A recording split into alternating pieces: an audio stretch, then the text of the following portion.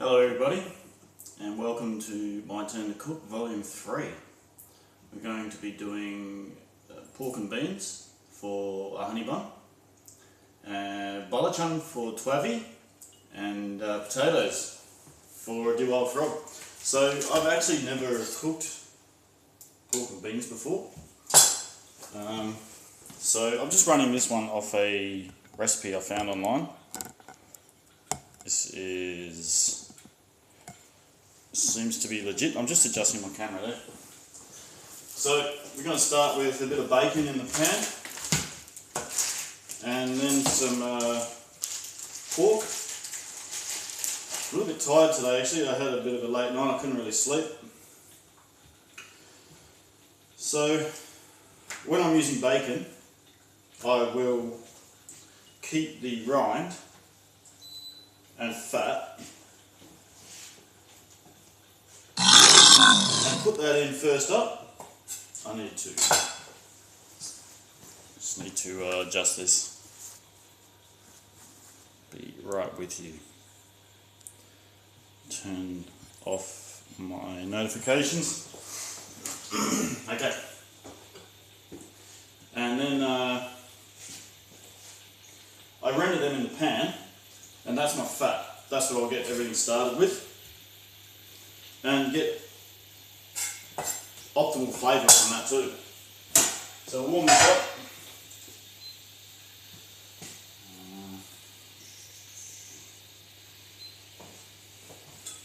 Warm that up.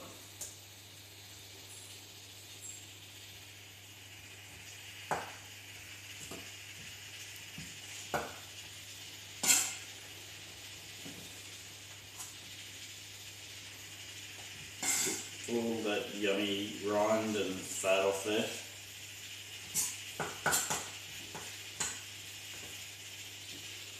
Them ones are pretty good, just a bit rindy. There's not too much fat on that bit. We dice them up into small bits.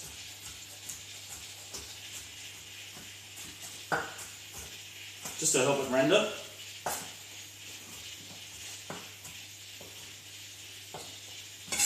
And get that in the pan. You can throw it in a dry pan, that's fine, as long as it's on low heat. The fat will render out of it and it'll become nice and fatty over the pan in no time. So this bit, I need to save some of this bacon as well because I might be doing fried rice. We'll do a Myanmar fried rice with a Balachuang, and my wife will be home for lunch and she can have some of that. That'll be in a couple of hours. I've got the rice cooker on in the background. Doing a bit of rice for that. So a bit of bacon for my pork and beans. Let's get the rest of this off. This is local made bacon. It's always best. Local bacon. My rice cooker's telling me it's nearly there. Local bacon, thick cut, and hand smoked. Real smoke. Beautiful stuff.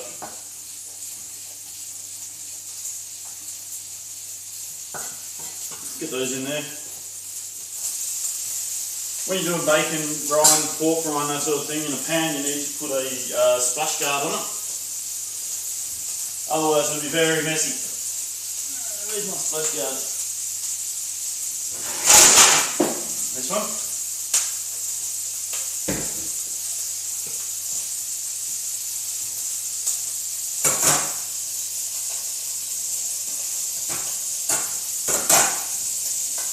I don't want that all through my kitchen, all that fat. Okay, so a little bit of bacon for the fried rice. And what else are we doing? Potato chunks for my kids. So, potato chunks don't need much bacon. And we can stretch out the bacon for the fried rice.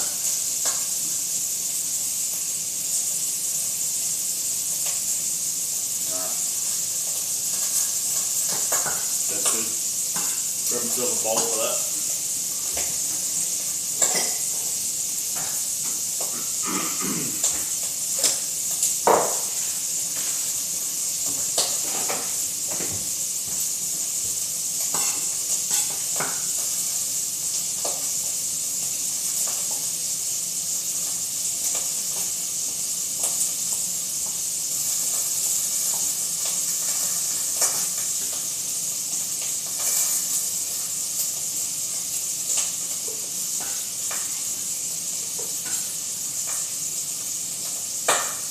Okay, have a look at the amazing bacon. This stuff is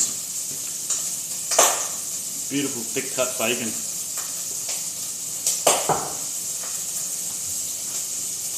Turn that down a little bit.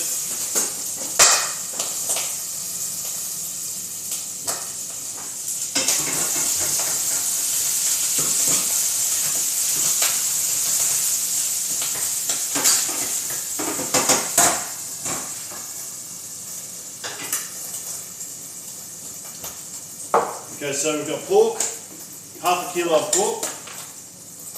The recipe said half a kilo of bacon, but I'm only going to go for about 100 grams. And then 2 cups of ketchup. What was it? 1/4 cup of brown sugar. Garlic. Teaspoon of black pepper. 1 cup of water. Pinto beans, which I have here.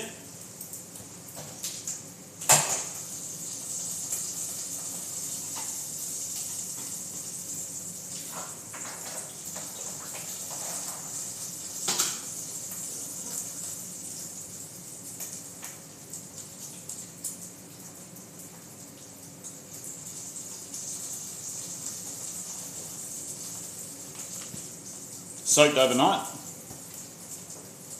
You need to soak your beans for several reasons. The main reason being that it's going to improve your digestion when you eat beans, which can help with a lot of gas and other problems in your digestion. The second reason is that cook quicker and they become a better texture. If they're not soaked, they can be really hard. And then on top of the gas, there's enzymes in there in the beans. And this is with all beans, dry beans and peas as well. Enzymes in there will kind of inhibit the enzymes in your stomach, and it can mess you up. Retro Man and Parsies, how you doing today? Hope you're doing great today. We're doing pork and beans, which I've never made before. It was a redemption from a honey bun in my stream. To cook pork and beans. We're doing Balachuang, which is at the time I learnt it was Burmese. It's Myanmar now. So it's a Myanmar condiment, spicy chili condiment with seafood. And we're doing potato masterclass. So with the potatoes we're going to do some chipping, a little bit of mash and some salad, just to show different qualities of potatoes when you're doing chipping mostly. And then with the mash, this subject came up in a stream that I was watching, a friend of mine saying that he only uses white potatoes, and someone else said that they bought Australian white potatoes and they were the worst potatoes ever had. And I told him the reason why, and there was a bit of a debate about it, so I'm going to show that today. You're waiting your whole life for this, nice. So I'm doing the bacon for the pork and beans, alright? It's coming up pretty nice. So what I do is I cut the fat and rind off and just render it in the pan, and we'll use all that fat to get the pork and beans fried off. So that'll be a little bit, it's almost done. And then I have bacon here for that, home cut, thick cut, home smoked bacon from my butcher. And then the rest of the recipe I'm using if you are a pork and beans fan, I'd love your input on this, because I've never cooked pork and beans before. This is the one I'm using. And the Balachuang is a recipe. When I was young, I dated a Burmese girl, which at the time it was Burma. So she was Burmese. She'd probably call herself Myanmarese, or whatever they call themselves now. And Balachuang, this one I'm going to use herring, which is an Australian herring. It's not related to the typical herring. It's for all intents and purposes, it's the same as herring anyway. And then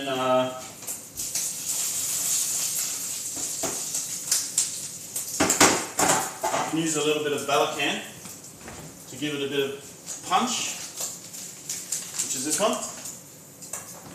The best way to use this is really to kind of not use it. Use it at very, very small amounts as a bit of a spice.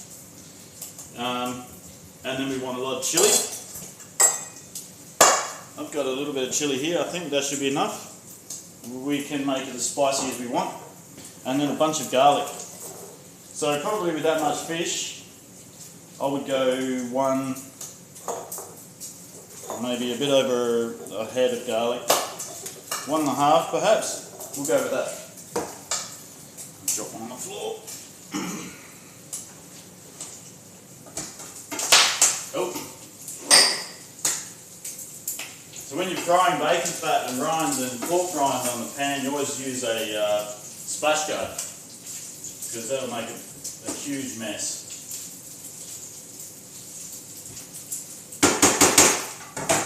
And those bits, the crunchy bits for those who love to indulge. We can get some, where is it?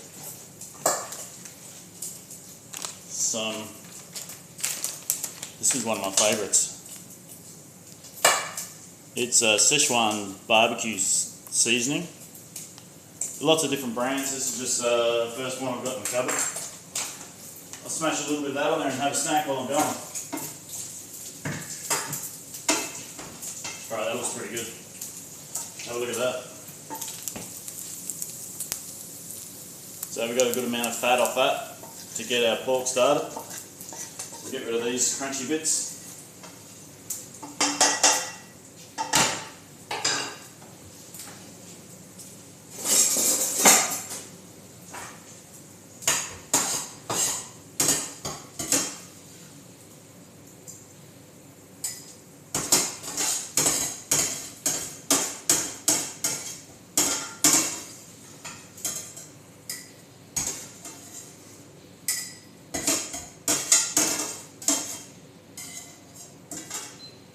I will always have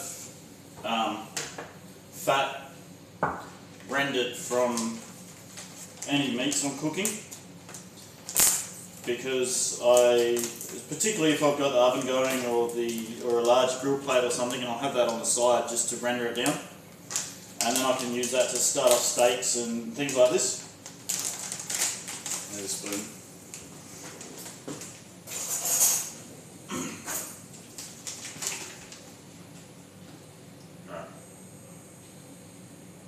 Just a little bit of that on there, just because I can, and I'm hungry.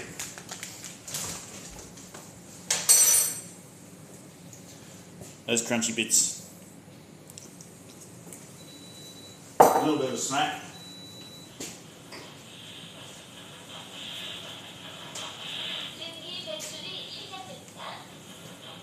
There's my rice cooker. Rice is ready. So, last night I prepped the pork for this dish, and I cut off the fat and rendered it down. And if my bacon wasn't fatty enough, I would just use this to get it started. But the bacon, we got some nice fat off that. Get that in there.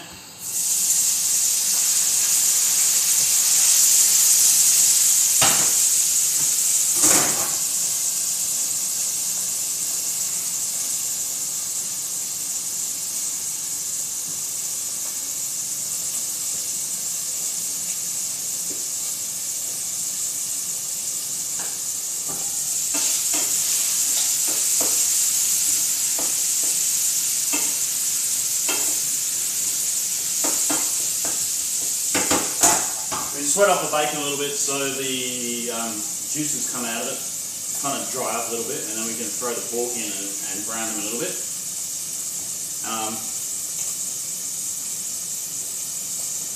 And in the meantime, we can get this going. I'll actually use a different board for that, because I don't want fish all over my board.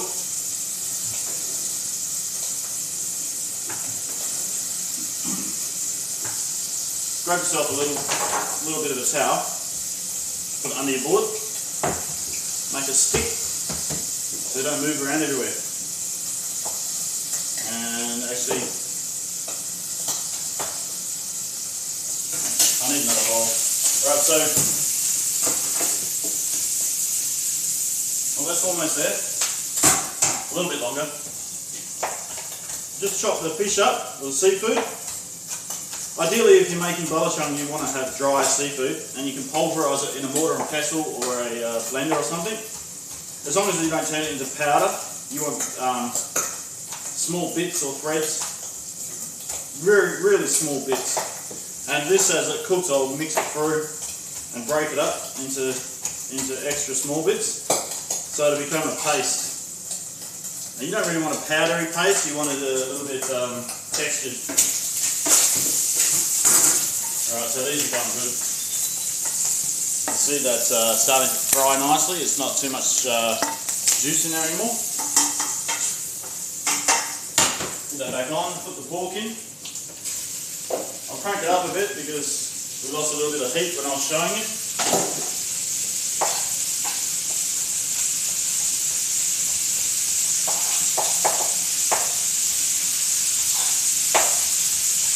I just chop this up because it makes it a little bit easier to stir and get it broken up.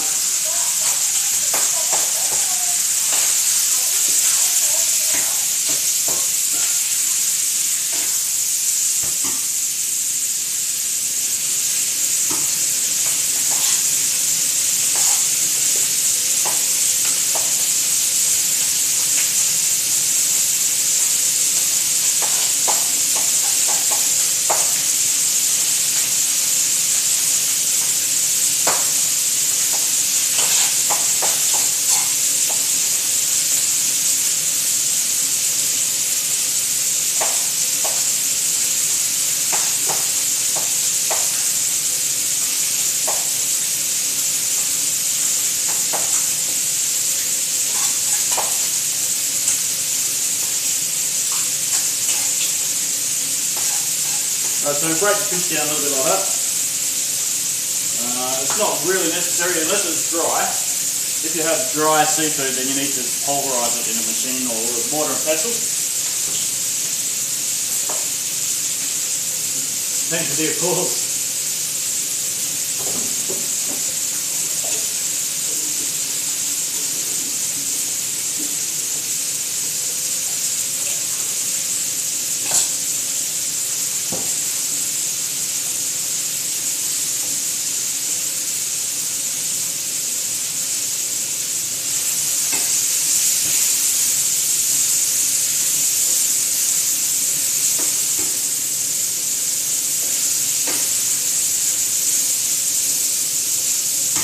Okay, so next we have onion. When you cut your onion, don't cut the root all off, leave a bit of a hard bit on the end. And then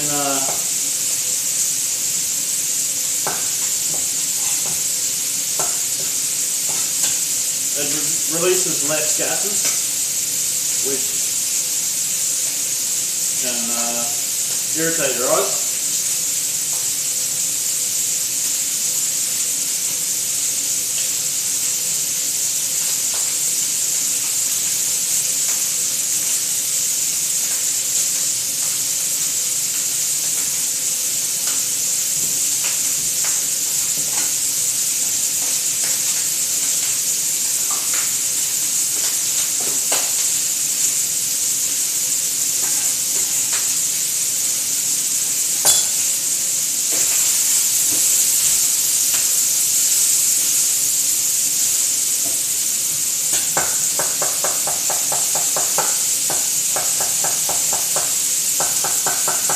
Always keep your fingers in a claw grip, like this. Otherwise you might cut your finger.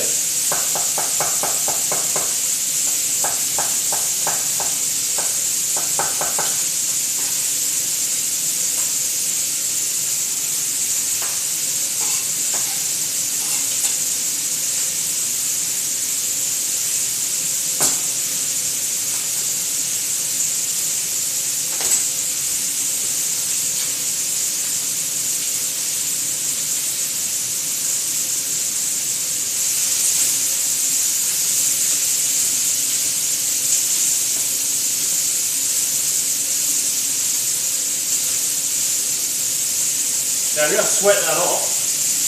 We've got some nice colour on the pan. I don't know if you can see that there. Where the juices come out of the meat sticks. So that's your glaze. You get maximum flavour out of that. So we want to lift that off the pan. We use a little bit of wine. You can use water with the acidic properties of the wine.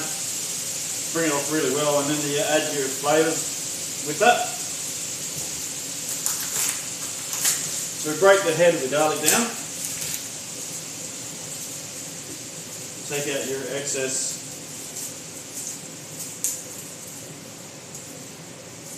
skin.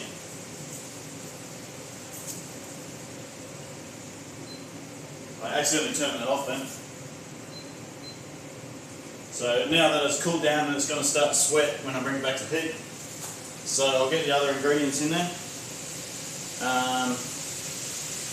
Quarter cup of brown sugar.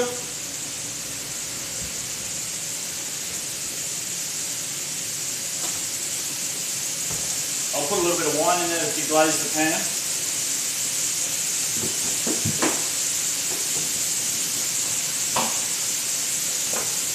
I have a homemade plum and dandelion wine. Just put a little bit of that in. Just to lift those flavours off the pan. White wine is good for this. Any white wine, unless it's a sweet. Well, you're going to put sugar in there anyway, so sweet wine is probably going to be fine. Alright, we'll turn that down because we don't want that to glaze again. We've got 1/4 of a cup of brown sugar.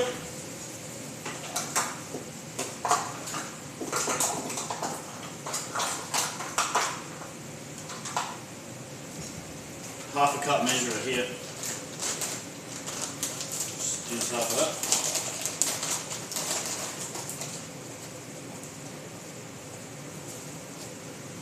Something like that. And then we've got 2 cups of ketchup, which I'm surprised, but that's what the recipe says.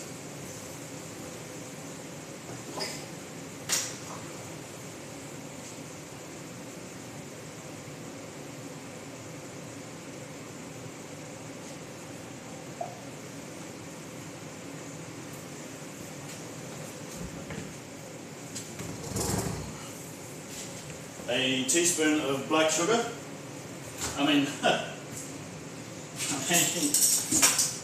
Black pepper.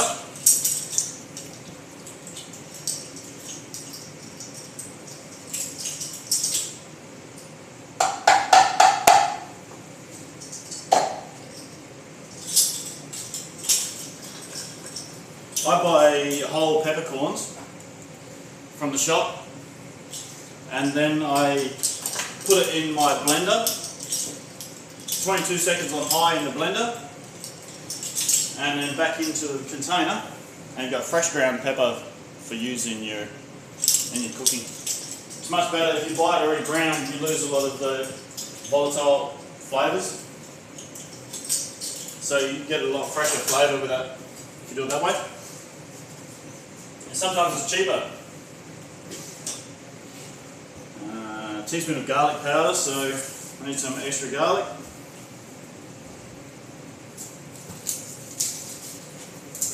Going to use fresh garlic. Just crack it.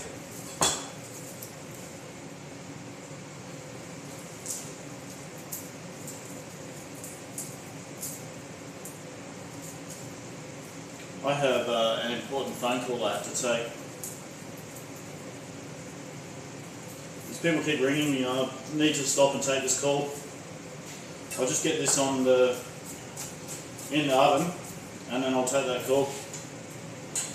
So pretty roughly chopped. This is a slow cooking dish, so roughly chopped is fine. By the time it's all finished up, everything will be soft and mixed through. Flavours will be infused. 1 cup of water.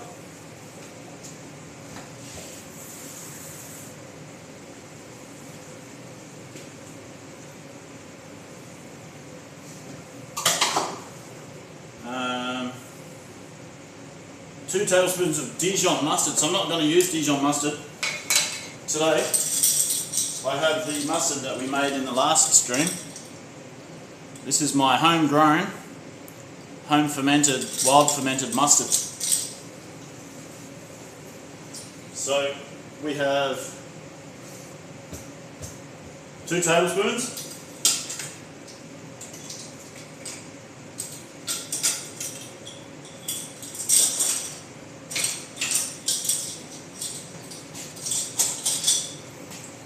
And the lid. Water, pinto beans.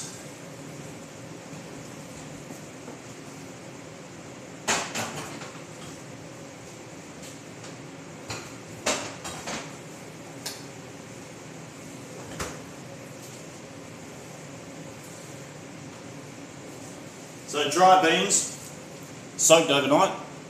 It's important to soak your beans overnight, and your peas, lentils, all your legumes you want to soak overnight, because you get enzymes in there that first will give you a lot of gas. The second, it stops the bean from softening properly and getting the right texture. And thirdly, there's enzymes in there. The enzymes will inhibit the digestion of your foods. So we get them in there. Fold that through very carefully, because obviously my pan's pretty full now. Let's just check that recipe. Got pork, but we've got bacon, onion, ketchup, sugar, mustard, garlic powder, pepper, water, beans. Undrained beans. Okay, undrained beans, we need more water.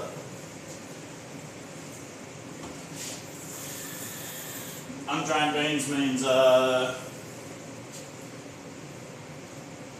using tin beans.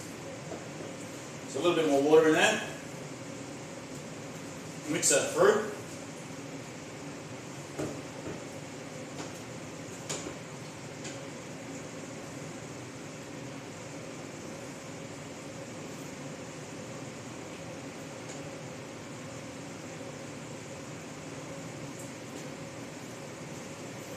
I'm not sure how I can show you this one because my pan is full. Very, very full. Look at that.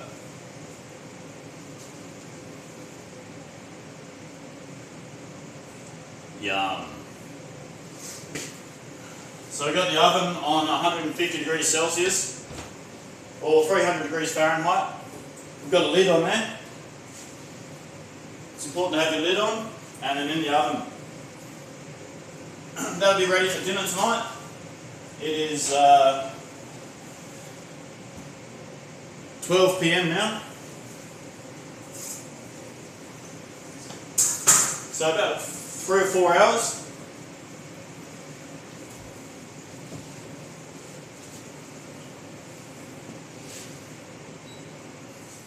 Okay, Balachuang. I might need to take this phone call. Insta hungry, nice. Can I? Well, they have stopped calling me. Maybe they'll.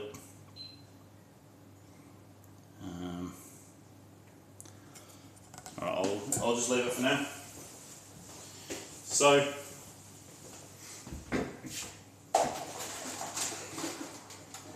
You can chop this by hand, but it's going to take a long time. especially that this Balachuang is a kind of a condiment and a sauce, and a way to utilise, it's a very good way to utilise seafood that's kind of getting a little bit on the nose, but it's not really stinky enough to throw in the bin. Those pungent flavours from fish that isn't, or seafood that isn't quite fresh, works really well in this dish. Obviously I would prefer some fresh fish, but I use a fish that has a really strong flavours for this. We've got a fish in my area called Australian salmon, which isn't a salmon at all, it's more like a gigantic herring. It's quite a strong flavoured fish that works really well. We got some other fish. There's a vegetarian fish called a buff bream, or shitty bream. Called that because when you pull it out of the water, they shit all over you. They just shit everywhere. And they taste pretty bad. But once you get them through this kind of food, this kind of mix, the flavours go really well together. It's like, you wouldn't eat something like this. This tastes horrible if you were just going to eat that. But once you mix it in and use it as a spice or a flavouring in, balance everything, balance all the flavours, it works amazing.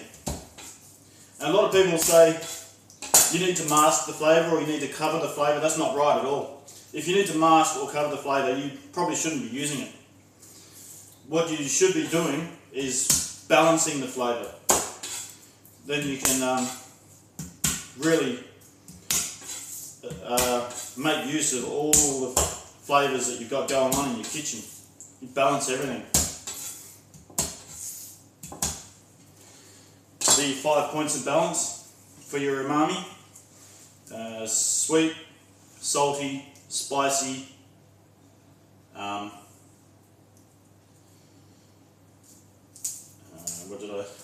lost it, sour, astringent, bitter. Balance them all, and then you can have umami, which is like the ultimate flavour. It's a Japanese concept for ultimate flavour. The easy way to get it is to use MSG.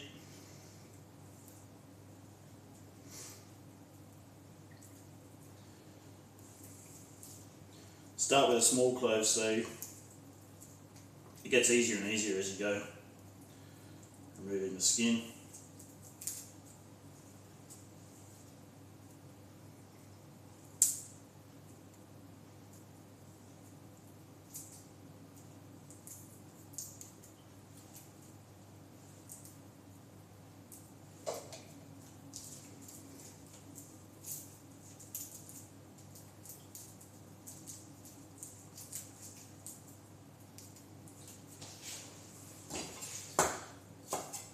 Bad piece there, just cut that off. So this dish requires a lot of garlic. You've got to balance all these flavours. You've got a lot of garlic, you've got a lot of seafood, you've got a lot of chilli.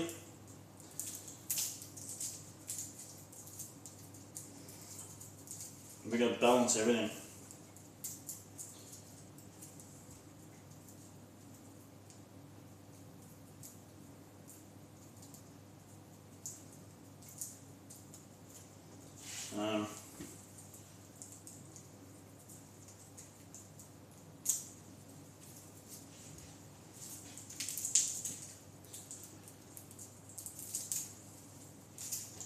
It's kind of the job that sends me to sleep. It's not my ideal job. When my daughter was a toddler, she loved peeling garlic. Oh, I've got a phone call now from my wife.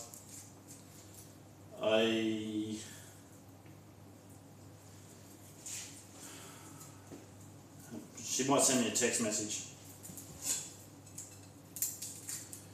Seems like something's going on at the school. I might have to shut down and deal with my kids.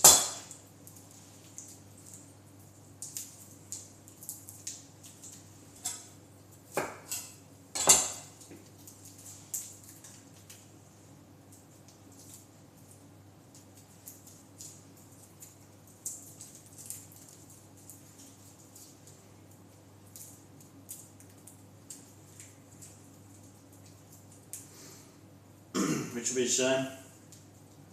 I probably won't be able to finish the stream today. If that's the case,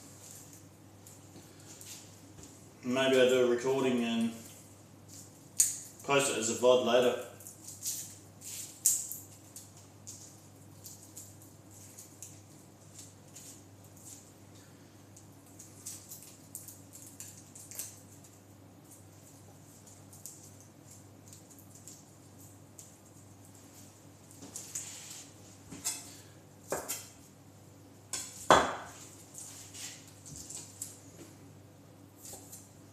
We'll get all these in the food processor. A couple more.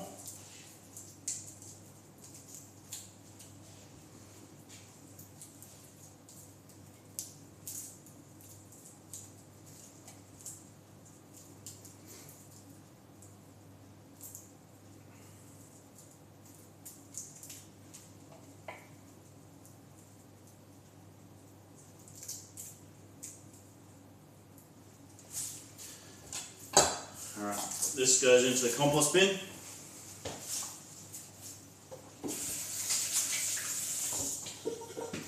Just gotta check my messages.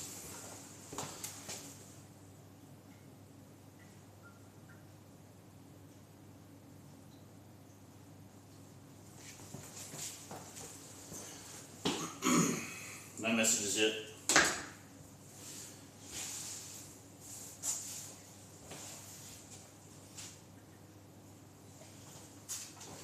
Okay,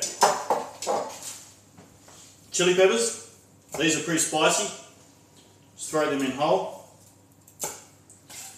They're from my garden, majority of them are dried, the first one was a fresh one. Just cut the stem off, toss it in.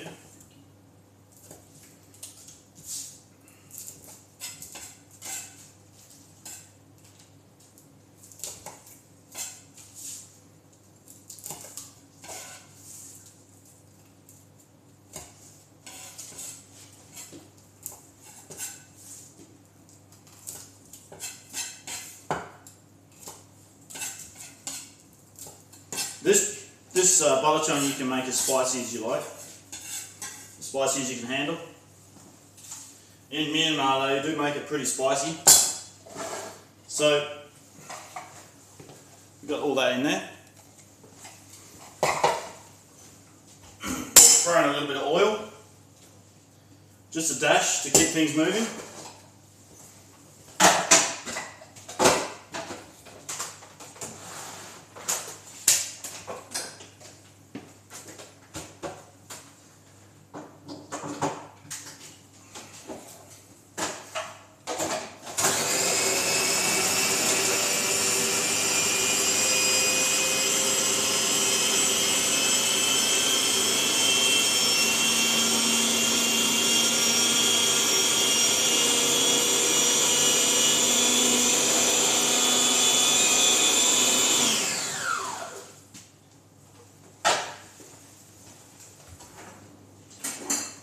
These are indispensable in the kitchen. High temperature silicone spatula. You scrape down your pots and pans. You get all the extra soup and sauce out of the pan when it's hot.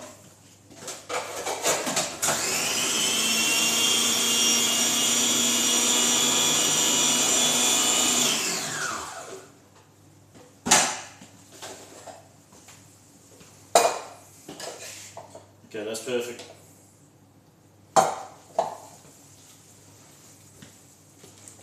You can use much more chili than this.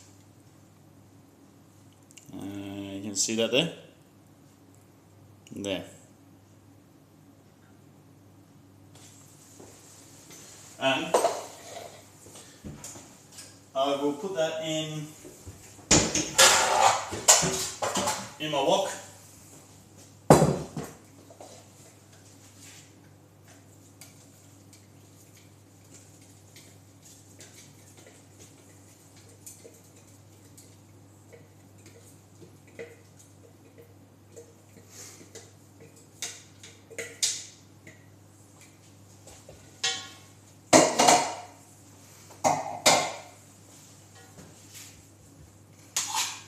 with the fish.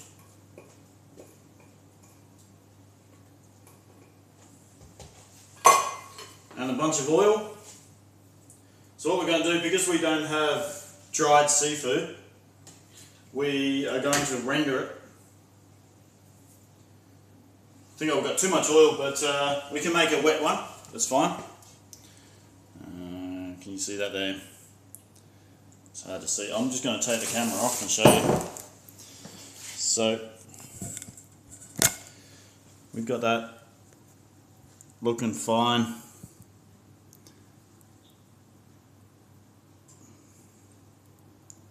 We got the seafood, the garlic, the chili.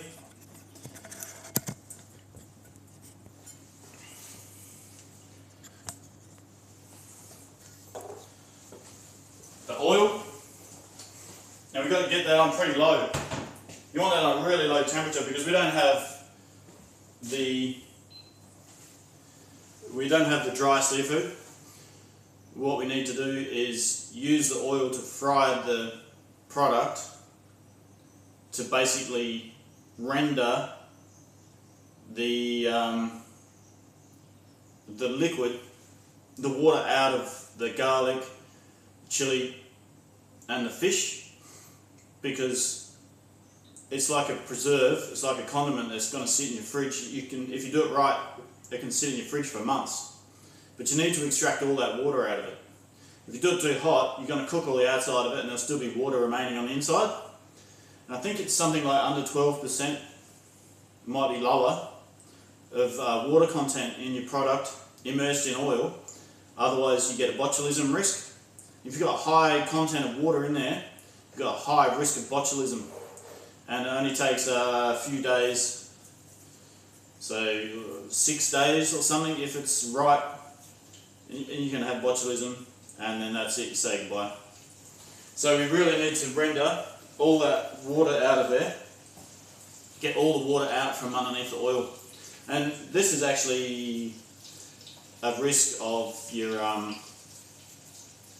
when you've got garlic in oil, if you do fresh garlic in oil or any fresh herb or something in oil to flavour the oil and use that in your cooking. If you're frying with it, that's okay because botulism, the toxin can be destroyed at high temperature. But if you're using that at low temperatures, the botulism can kill you really quickly. So you've got to be pretty careful with that. And this condiment is, I turned it up to get the heat in there quickly and now it's frying, so I've got to turn it down. This condiment being something that you leave on the table and just eat with your meals, sprinkle it over your meal or something.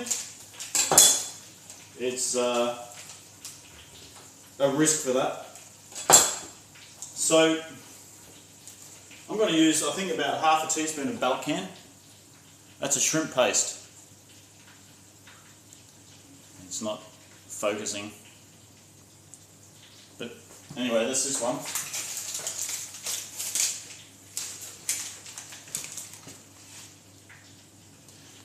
Shrimp paste, that'll give it a real deep pungency. We want to chop it up a bit so we don't get any, make sure we don't get any lumps in there. You can dry toast it in a pan until it's powder. That works really well as well. Make sure you got all your windows open and your bedroom doors shut and not hanging any washing or anything because your house will stink like this for months. Put a little bit of that in there. And trust me, this stuff is pungent. You don't want that smell in your house.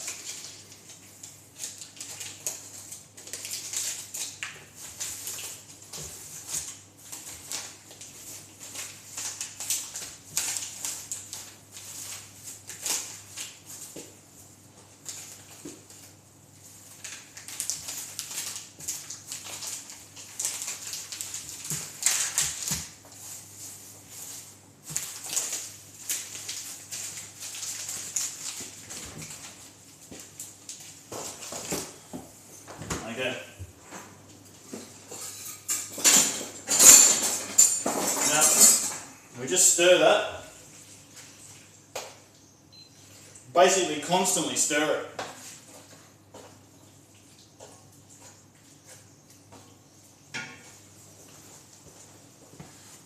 over so you can have a look.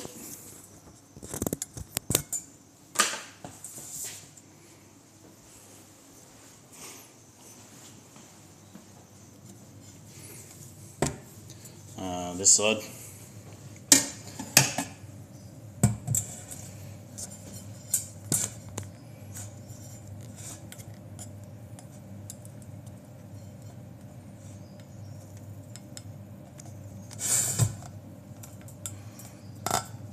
And there. Temp's a little low. I'll just crank it up. I've got temp. I've got, yeah.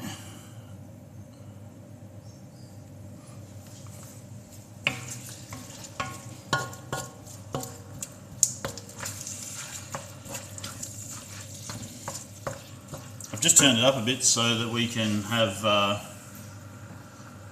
heat everything up quickly, and then once it's hot we can turn it down to get it at the right temp. So you want to keep stirring it and mushing it up. It's important at this part to keep stirring it and mushing up unless you want really chunky balachuang, but preferably not. You want it to break those fish proteins up while they're soft and cooking, because if you leave it, it starts to render in chunks. You'll get like big chunks of fish jerky in there, which is nice in its own way. If you want a chunky one, that's great. Go for it.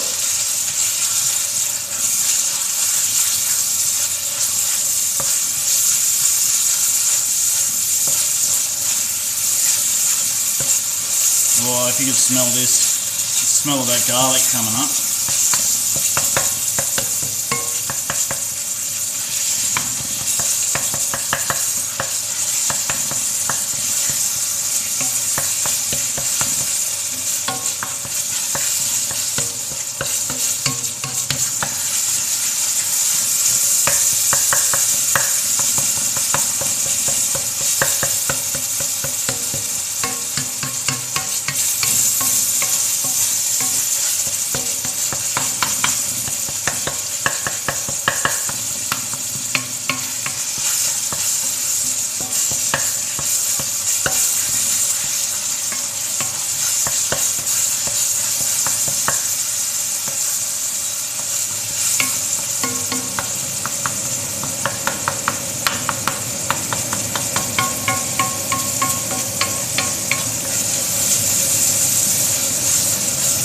Alright, we've got some good temp in there now. We can turn that down a bit.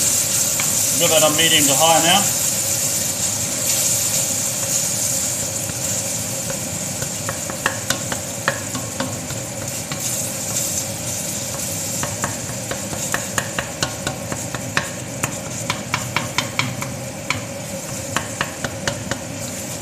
You see the fish pieces are breaking down to smaller chunks. Some of my chili peppers are still a bit big. I would prefer that to be smaller, but by the time we cook through, the flavour will be normalised. So you won't get any big chunks of spiciness and mild bits. It'll be all normalised.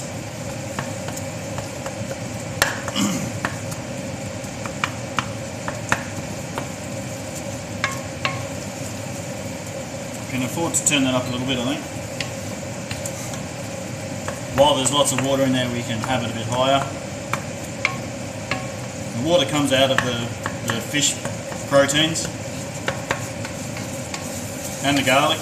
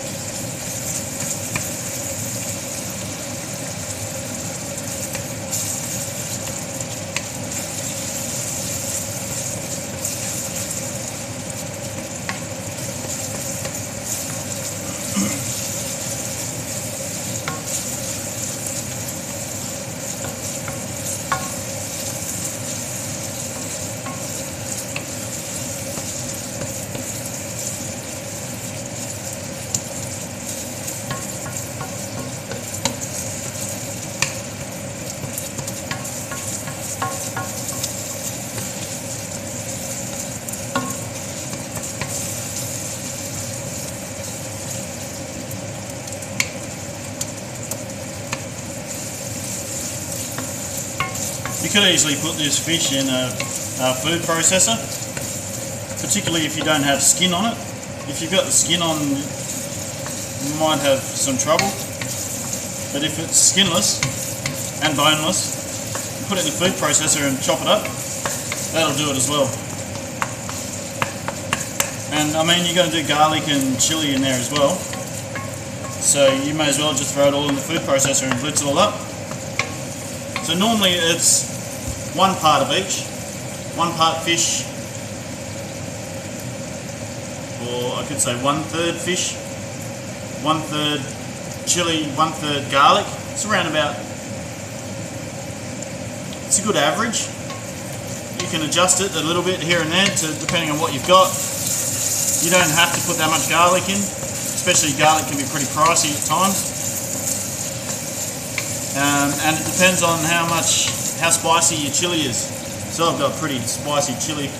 I can get away with having a lot less chili in there, depending on how spicy I want it. This will be a really good kick for this one. Won't be a terribly spicy batch.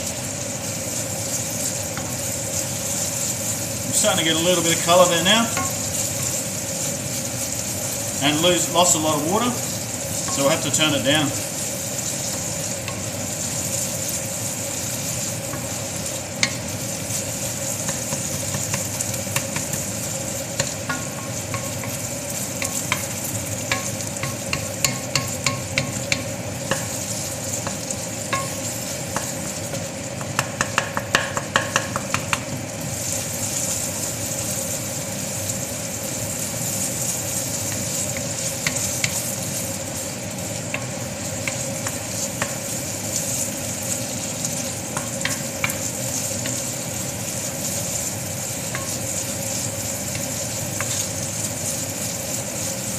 Really smell that garlic coming out. It's beautiful.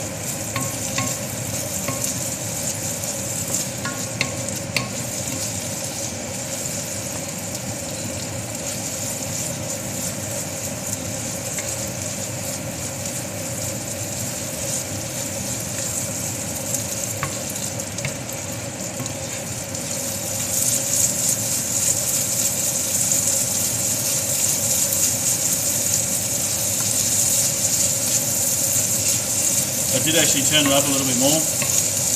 I'm a little bit impatient right now. I'm going to get it moving. You obviously have to stir it a lot more, and you still need to turn it right down when it starts to lose the liquid.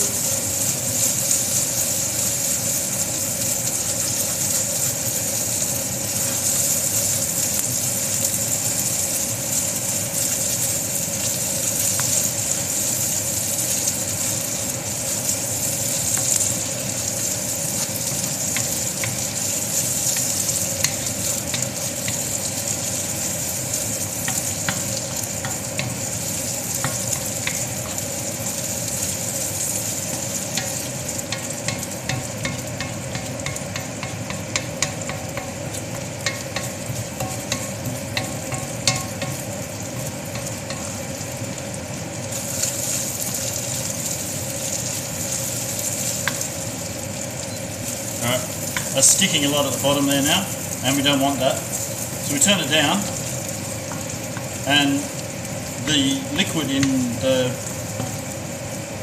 the product, no matter what you're cooking, if you turn it right down, after it sticks, the liquid in the product will soften that, and you can lift it off there really easily. But you need to turn it right down. And if it's burnt, if you're burning it, just take it out, don't scrape the bottom, put it in a new pan and get rid of the burnt bit. It's important not to scrape the bottom.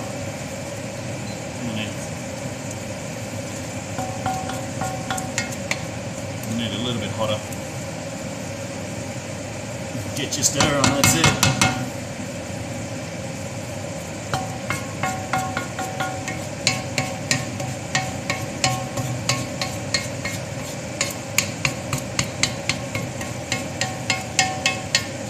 This will take a good 40 minutes.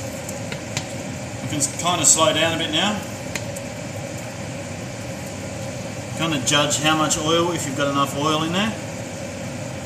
you can only really judge if you have the right amount of oil once the liquid, the water has come out of the fish and the garlic. You don't want to keep pouring oil in there thinking, oh, it's too dry, it's too dry. Maybe it is too dry. If it's too dry, that's a different problem as well. But you need to, once the water comes out, you can. That's the only time you can really tell how much oil you've got in there. And you can see in there now, here, you can see little pools of oil coming out in there, and around the edges the oil's starting to come out.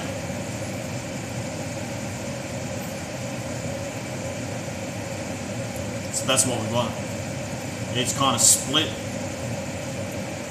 It sort of almost emulsified while we were stirring it, when it was steaming, and the heat and everything was emulsifying the oil and the water from the fish. But now it's settled down with the water and it's simmering nicely in that oil that's coming out. So you don't want it to stick. Don't let it stick.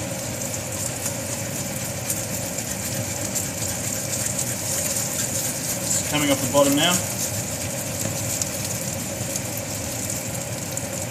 Turn it down a bit more. Just scrape those flavours off the bottom so they don't get too dark. You don't want it too caramelised too early. You end up with a bitter burnt flavour.